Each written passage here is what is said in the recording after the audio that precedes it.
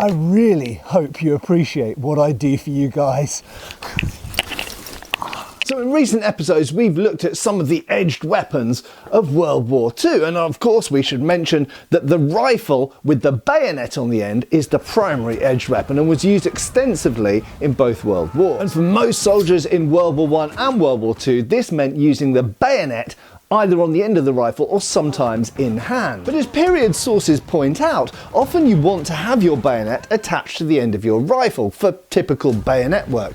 So having an additional edged weapon, particularly in World War I, was very, very popular. So that should an enemy suddenly pounce on you, or in close range where you couldn't deploy the bayonet on the end of the rifle due to the length of it, you could instantly pull out a weapon of self-defense. And in World War II, this could mean something as formidable as the awesome Smatchet or the legendary Kukri, or indeed it could just be a simple form of field knife, sheath knife, hunting knife, or if you're in the commandos or the rangers, then something like a Fairbairn Sykes dagger or ranger stiletto. But the concept of a trench knife or trench dagger really came to the fore in World War I, and one of the most absolutely iconic, and could we say best, we're going to test that in this video, models, is that of the US Army.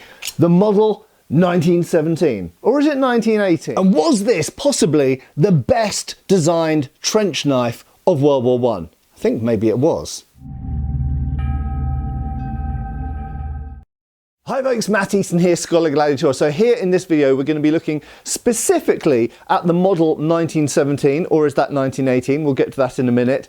Sometimes called knuckleduster trench knife. In fact, this is not primarily a knuckleduster. We'll also cover that in this video.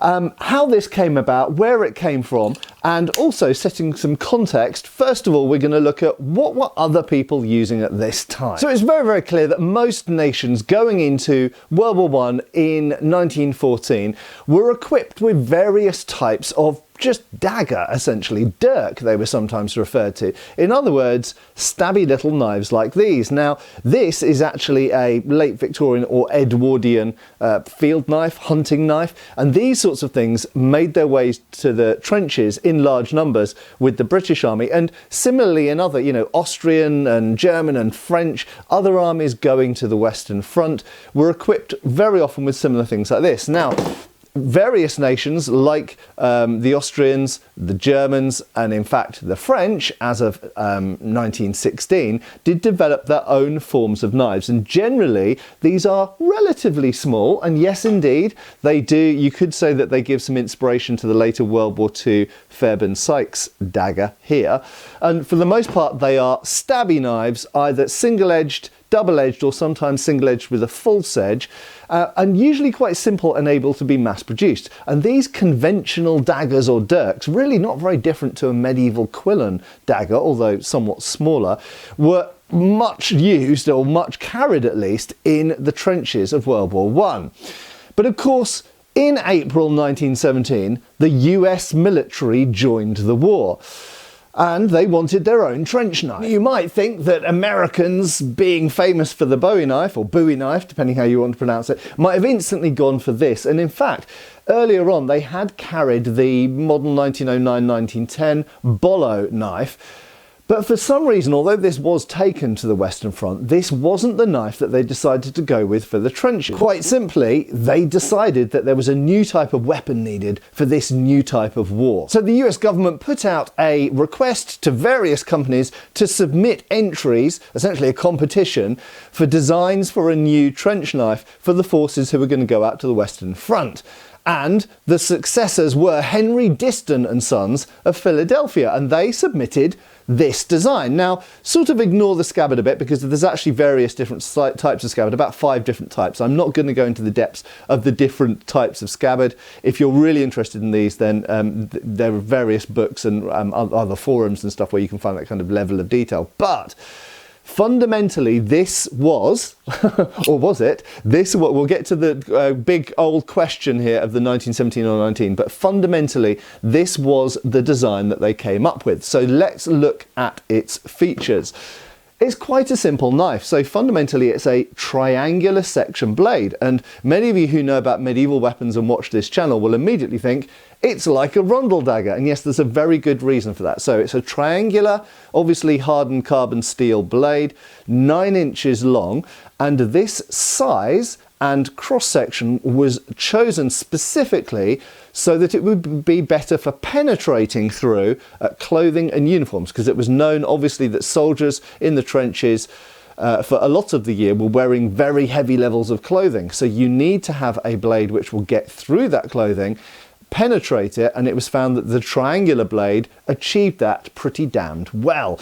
The 9 inches length, a bit like the Fairbairn Sykes, which was also chosen for that length in order to reach through uniform and obviously wound. And it was also noted that this could even penetrate leather, so it was very strong penetrating, very, very similar to a rondel dagger, and also very similar to a rondel dagger. Any weapon which is used as a piercing only, or at least predominantly piercing weapon, okay, has to have a secure grip. We'll talk about how secure that grip is in a second, but this is fundamentally a very simple wooden grip with little finger grooves in there, so your hand sits really solidly in it, and obviously it can be used point up or point down, either way. And very secure grip, and also you need a good guard. Now at that point I'll just pick up the French, we'll look at the French knife in a future video, but the French Vengeur, the Revenger of 1870, this also, although it's a very slender and small knife, also has a big guard, and that is to keep the hand on the grip and stop it sliding up. That was also true of period hunting knives, which require that, and even, although it's much smaller, the Fairbairn Sykes dagger as well. And of course it's true of rondel daggers. So very important that you have a guard that keeps the hand, whichever way round it is, secure on the grip, and it can't slide anywhere. But the feature which is perhaps most eye-catching and makes this most different to the majority of other daggers and knives from history is this here, which would widely be described as a knuckle duster. But perhaps surprisingly to some, that wasn't the primary purpose for it being there. It was primarily a handguard, just like on a sabre. And we could say that the mounting of this D-guard owes something perhaps to the old D-guard Bowie knives that we see from the US Civil War period.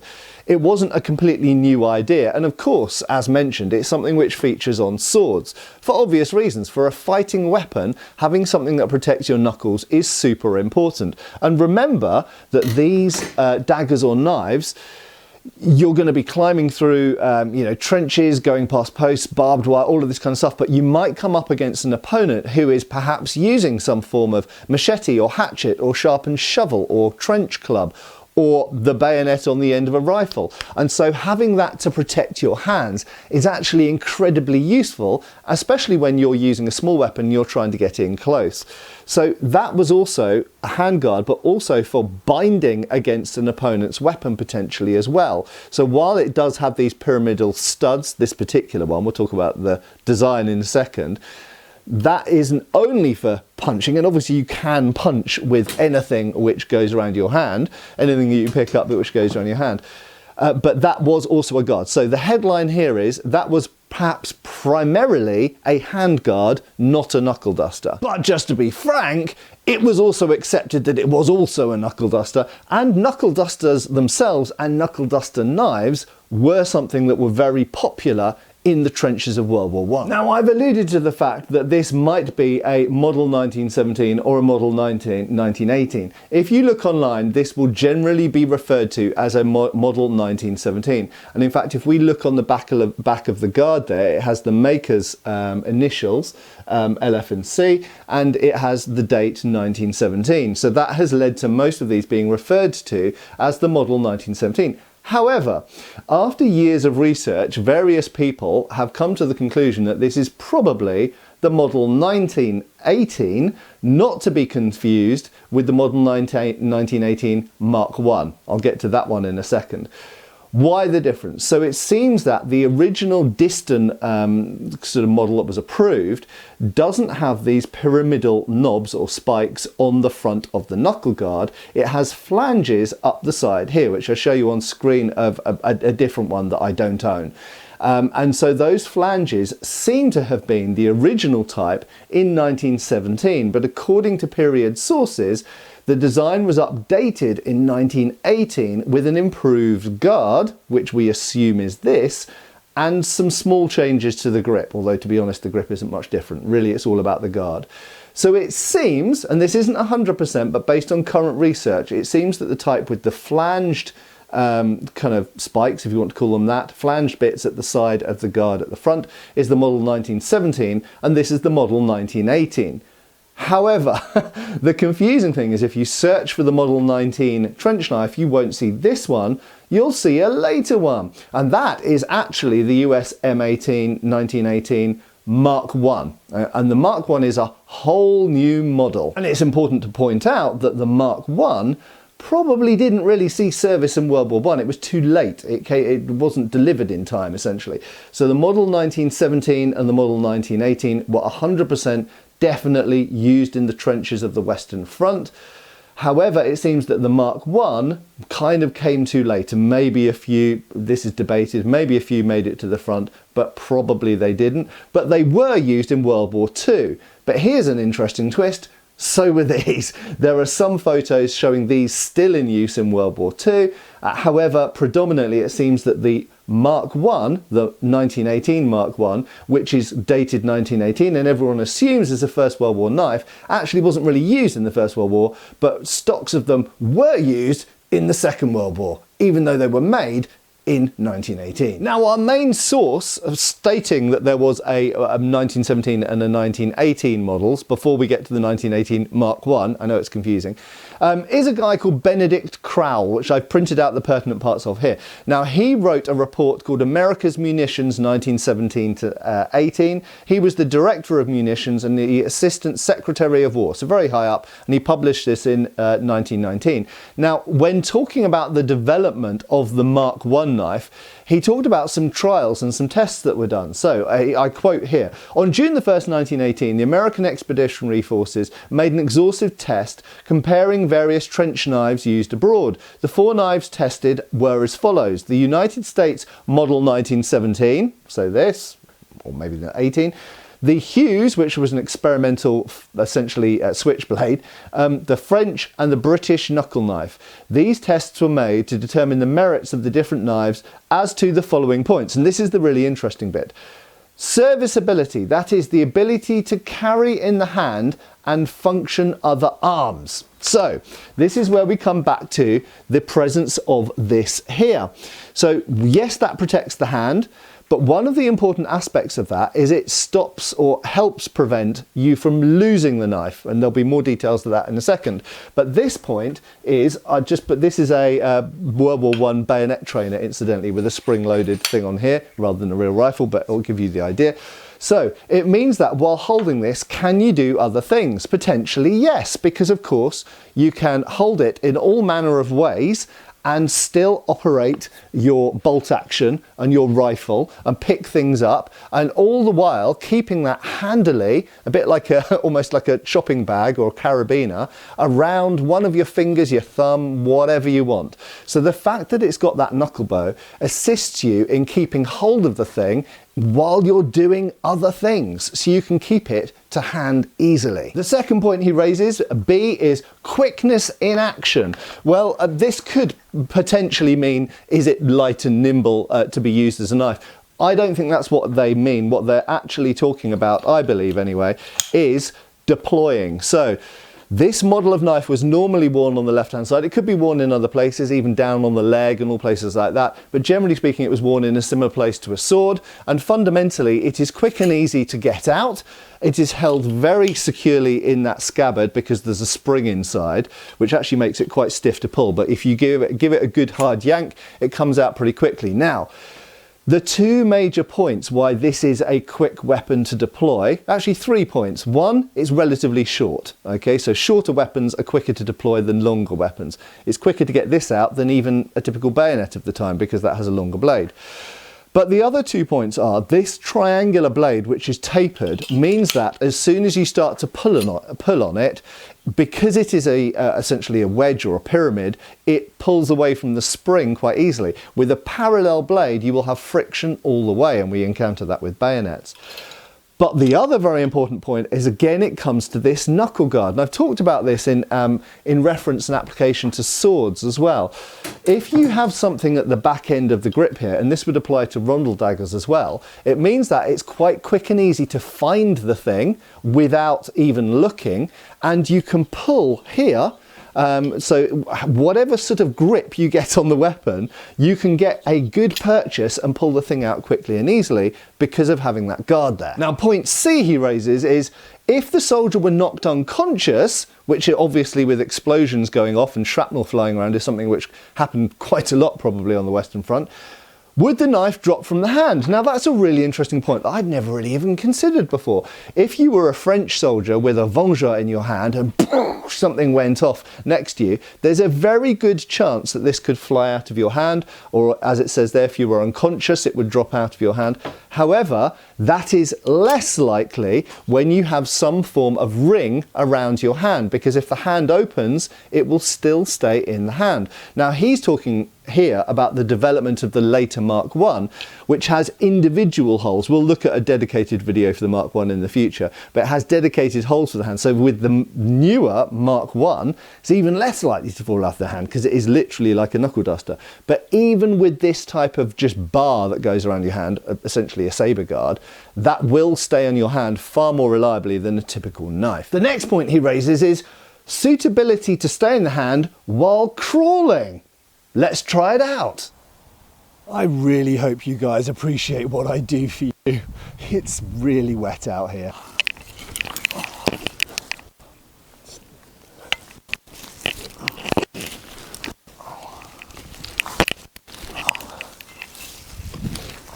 Muddy. But at least there's no shells going off. Here's the dagger. Oh, it's impaled a leaf.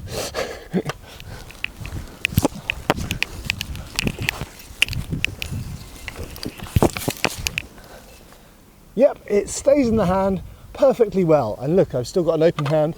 I can still operate things and grab other things. Of course, something you've got to watch out for is that you keep the point away from yourself as you're going down, so that you don't stab yourself in the leg. But as long as you hold it carefully with the point away, it stays in the hand really, really well. So I'm a lot wetter now than I was 5 minutes ago, but yes, absolutely, it stays fantastically in the hand thanks to that knuckle bow. The next point that Crowell lists is the probability of it being knocked out of the hand. And you know, I think having that knuckle bow there definitely increases the chances of you being able to keep it in the hand. But once again, bear in mind that he is explaining the reasons why they moved to the full 4-finger hole of the Mark I, which came later. But even with this knuckle bow, I still think it stands a better chance of being retained in the hand because the knuckle bow's there, but also you're less likely to be hit in the hand because the knuckle bow's there. Now, the last couple of points he makes are why they moved to the Mark I, and he talks about the shape of the blade. Okay, so they moved to a double-edged blade that was actually inspired by the French vengeur knife. Now, the obvious advantage of a knife with edges on it is that you can cut with it, which you might want to do in combat, you might want to do through utility. However, this isn't a utility knife. This is like a rondel dagger. It's a specialized stabbing implement. And I actually think that this has some advantages over the edged blade. For a start, I think generally speaking, it's stronger. Now, there are some places that say that one of the criticisms of these was that they broke. I don't see why that should be the case based on the blade form. It may have been a problem to do with quality control coming from some of the manufacturers, or just the fact that they were producing so many, or the fact that they were used in ways they weren't supposed to be used, like for opening things, which is probably how they broke. But I actually think this is a very strong blade, very specialized for stabbing. And whilst I do like these edged blades, and they're still, you know, they still do the job, I actually think that this is a stronger and more robust and more specialised stabbing implement. And the last point that Crowell makes is talking about the move to the 4-finger hold grip on the Mark I, is the shape of the grip, and the implication is that they thought the later one was better. I think it's worse. I actually prefer this style of grip. because it's more versatile. You can easily switch around to different positions. You can hang the thing off a thumb or a finger really quickly and easily and still get it back into your hand really easily. You're not committed to only having your 4 fingers through that way and essentially in a hammer grip, but you can also hold it with the thumb up the back in a saber grip. You can do more subtle angles with this because you can move the fingers around on the grip and slide them up and down. Let's face it, most knives and dagger throughout history, you're able to do all of these things on the grip, and in fact you can do them just as easily with this type of trench knife and some other things beside, because it's got the knuckle bow there. And I think that the Mark I with its 4 finger holes is actually more restrictive. So to conclude, do I think that this was the best trench knife of World War I? I think possibly it was. It was certainly one of the best. Now, for me personally, you know, I love things like the kukri, for example. They're very versatile. Obviously, they can be used as weapons, but they can also be used as tools, you know, for chopping wood or anything else. And, you know, when we get later into World War II, you've got things like the smatcher, but this was based on, really, on the earlier bolo knife to some degree, and probably Filipino barongs as well, so things that went before. So big knives like this that are choppy certainly have a purpose, and of course the Welsh knife was used by the Welsh Fusiliers in World War I, which is a little bit similar to this. And I also equally like the general types of dirks that people like the French and the Belgians and the Germans and the Austrians and various other people used in World War I. They are good trench knives, there's nothing wrong with them. However, the reason I think this is so great is because it's so specialised. It's not trying to be a utility knife. It's not a hunting knife. It's not for chopping up wood. It is specifically for combat in the trenches of World War I. It's a specific weapon for a specific job. That spike is absolutely well catered to getting through thick winter uniforms and multiple layers and equipment with webbing belts and everything else that might be in the way. They even tested these on helmets, not that you're supposed to stab helmets, but there we go. And that knuckle guard, I mean, you know, knuckle duster aside, yes, okay, you can use this as a knuckle duster, but its use is far more important than that as a retention and protective device. Perhaps most importantly, in the context of World War I, the fact that you can hold this in either grip at the same time as holding a firearm quite easily, as I demonstrated there, in all sorts of different ways. You can put it around your thumb, you can put it around one of your fingers, several of your fingers, you can leave the trigger finger out. So you can have it there ready, bam, bam, to use when a German or an Austrian pounces on you, okay? So I think it's an incredibly good weapon, quick to deploy, very good for carrying, very good for protection, very good offensively. My only criticism is around the scabbards, and personally I think that the springs, and this is the most common type of scabbard, the springs are a little bit tough and it can make it a little bit difficult to get it out quickly. However, I have found that it comes out quicker and easier if you oil it. And of course, although it's got a blued blade to be a little bit rust retardant, keeping oil on your metalwork in the trenches, being rained on and having mud all the time, is probably a good idea anyway, and prevents it from rusting in the scabbard and that kind of stuff. However, these scabbards, as I mentioned, they had at least 5 different types, so it's very clear that they had problems with the scabbards and they weren't really happy with the scabbards. They actually completely changed the scabbard design when they moved to the Mark I knife later. So the scabbards aren't perfect, but I really, really like the knife. Is it beautiful? No. Is it basic? Yes. Can it be mass produced and does it work? Hell yeah. And I think is a brilliant, probably the best trench knife. And if I was a British soldier like my great grandfather's father and great uncles and various other people were in World War I, and I was in the trenches and I could get my hands on one of these, I think I would, because I think this would probably be one of the best trench knives you could get from 1917 and 18. Anyway, what do you think? Do you have a favourite trench knife? I've got to say I am very partial to the French Vengeur as well. But do you have a favourite trench knife of World War I or World War II? And is there another trench weapon, World War I weapon, or perhaps even World War II weapon that you'd like me to look at in a future video? If you're not subscribed, please do do so. It really helps the channel and helps more people see these videos, and so they don't get buried by the algorithm.